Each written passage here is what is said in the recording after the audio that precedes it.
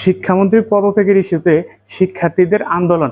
কেননা সে যে কোশ্চেনটা করছে 2 ঘন্টা সময় ব্যয় হয়েছে সেই কোশ্চেনের সমাধান করতে, এবং কি সেই কোশ্চেনটা কিন্তু কোনো বইয়ে ছিল না।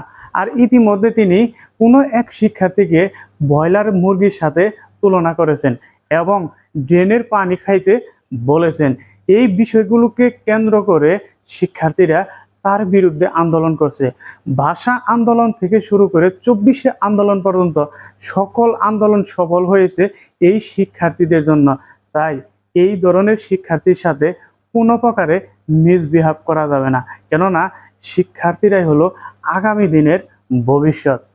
দেশের এই ভয়াবহ বন্যার পরিস্থিতিতে কিভাবে এমন সিদ্ধান্ত নিল যে পরীক্ষা এই মুহূর্তে চালিয়ে যেতে হবে, এই ইস্যুকে কেন্দ্র করে দেশের বিভিন্ন শিক্ষার্থীরা এবং ঢাকা শহরের বিভিন্ন শিক্ষার্থীরা তারা আন্দোলন শুরু করেছে।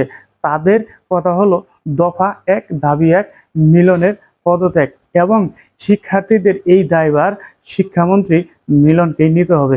এরকম দাবিতে তারা আজ রাজধানীর বিভিন্ন সড়ক অবরোধ করেন এবং আবদুল্লাহপুরে এটি নিয়ে অনেক যানজট সৃষ্টি হয়।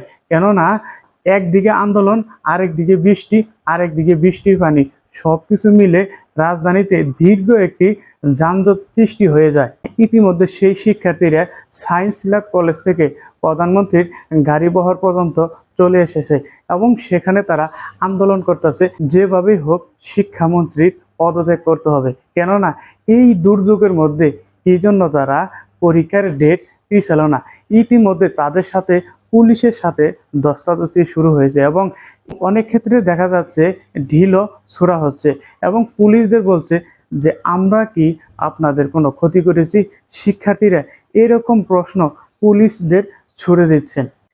এই শিক্ষামন্ত্রী বিভিন্ন সময় বিভিন্ন ট্রলের শিকার হয়েছেন, কারণ তার যে কথাবার্তা এইগুলা বর্তমান জেনারেশনের ছেলেমেয়েরা সহজে নিতে পারেন না। তার এক একটা কথা এক এক সময় সোশ্যাল মিডিয়াতে ভাইরাল হয়ে যায়। কী কারণে একজন মন্ত্রী হয়ে তিনি এই ধরনের কথাবার্তা বলেন, তার কোনো কথাই শিক্ষার্থীরা ভালোভাবে নিতে পারেন না। যখন মন্ত্রণালয়ে পরীক্ষা হয় তখন ডিভাইস নিয়ে অনেকে ধরা পড়ে। কেন? একটা সিট যদি গোপন একটা জায়গায় রাখা হয় তাহলে তো হলের মধ্যে কোনো ধরনের ডিভাইস কাজ করবে না। এখন আমাদের সবার দৃষ্টি হচ্ছে মাননীয় প্রধানমন্ত্রীর উপর। তিনি দেখা যাক এই শিক্ষামন্ত্রী পদত্যাগের উপলক্ষে কি বার্তা দেন, শিক্ষার্থীদের দাবি মেনে নিবে নাকি তাকে কোনো উপযুক্ত শাস্তি দেবে। এখন আমাদের সবার দৃষ্টি মাননীয় প্রধানমন্ত্রীর দিকে, দেখা যাক কি হয়।